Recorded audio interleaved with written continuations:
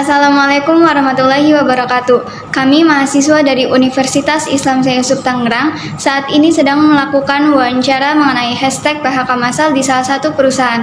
Dengan saya Nadia Azalia Putri dengan NIM 24010307171.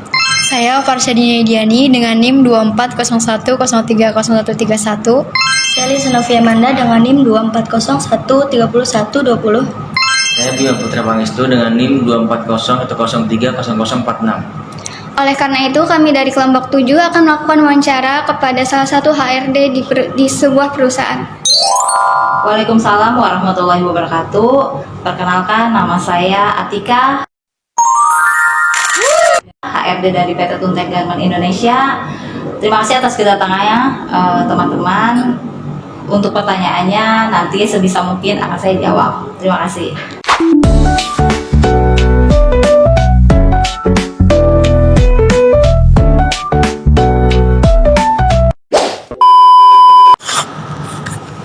Oke, saya ingin bertanya Ibu ya.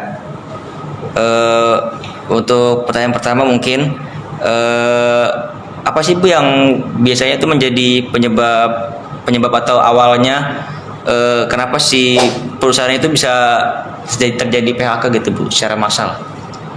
Awal penyebab PHK Secara garis besarnya aja. Secara garis besarnya PHK massal di perusahaan ya, di Iya. satu perusahaan. Itu pertama satu faktor utama adalah besarnya UMR atau UMK di daerah tersebut, di kota tersebut. Oh, iya. Nah, itu adalah faktor utama banget yang kenapa perusahaan itu melakukan PHK massal. Nah, kedua, kemungkinan adanya penurunan produk itu juga bisa menjadi salah satu faktornya. Setelah terjadi PHK, Ibu, bagaimana cara HRD mengatasi reaksi terhadap karyawan yang menolak PHK? Untuk mengatasi karyawan yang menolak PHK, biasanya kita akan panggil kenapa mereka menolak. Kita akan jelaskan maksud dan tujuan perusahaan mengadakan PHK massal pertama. Kedua, kita akan menjelaskan hak-hak apa saja yang mereka dapat. Ya, biasanya kalau misalnya mereka menolak, itu kan pasti sangkut pautnya dengan ada pembayaran kompensasi yang tidak sesuai, ada haknya yang tidak diberikan, atau mereka sendiri tidak tahu arah dan tujuannya suatu perusahaan. Nah, kita akan panggil, komunikasikan dengan pihak-pihak yang merasa mereka kontra dengan adanya PHK massal. Kita akan jelaskan, kita akan sosialisasikan, kita akan berikan pemahaman terhadap mereka sehingga kita akan menimbulkan kesepakatan dan dua-duanya akan setuju dan mendapatkan sama-sama hal yang menguntungkan. Menurut Ibu, apakah PHK massal itu menjadi solusi baik untuk perusahaan?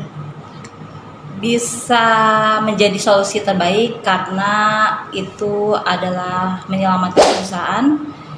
Mau tidak mau perusahaan akan melakukan PHK massal. Karena jika tidak dilakukan maka perusahaan itu yang akan collapse atau bangkrut. Tuh.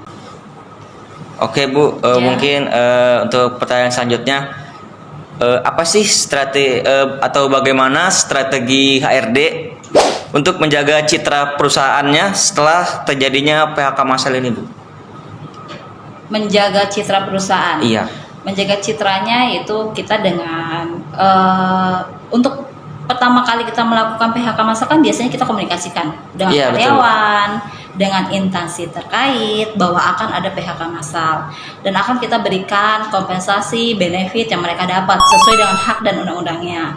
Nah, makanya adanya PHK massal dan perusahaan itu tetap menjaga citranya atau nama baiknya tetap terjaga ya karena peraturannya terpenuhi dipenuhi aturan-aturannya dijalanin, hak-hak karyawan kita penuhi juga.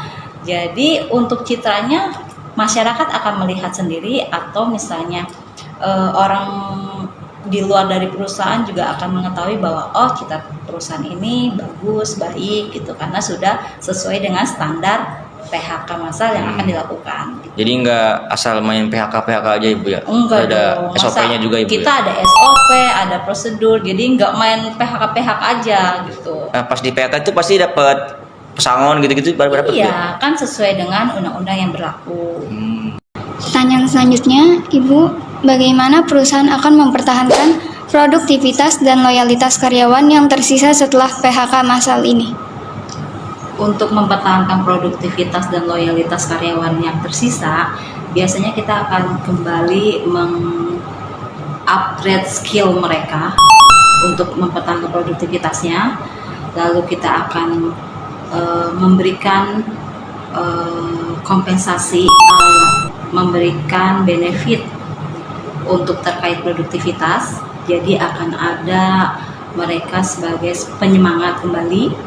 Terus kita akan melakukan training kembali untuk kepercayaan mereka terhadap perusahaan.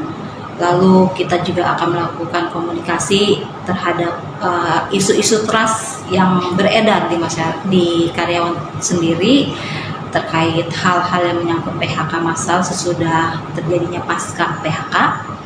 Lalu juga kami akan lebih mendekatkan adjustment-nya terhadap karyawan seperti apa. Kita akan mengatur semua prosedurnya, seperti kita mengadakan gathering, mengadakan lebih suasana kekeluargaan. Jadi rasa percaya mereka terhadap perusahaan akan kembali timbul.